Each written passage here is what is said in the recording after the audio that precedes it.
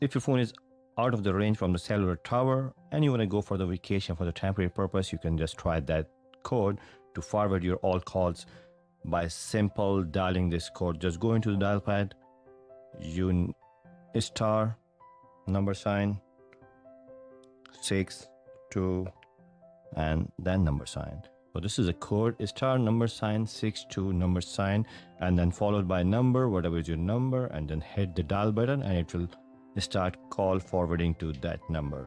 So that's a very simple method to do the star call forwarding.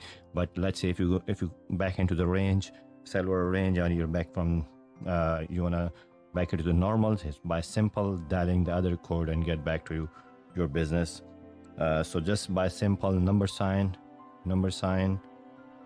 62 and the number sign. So this is a pound 62 and the pound, and follow the number, and you will again activate your number. If you like that video, thumbs up, and see you in the next video.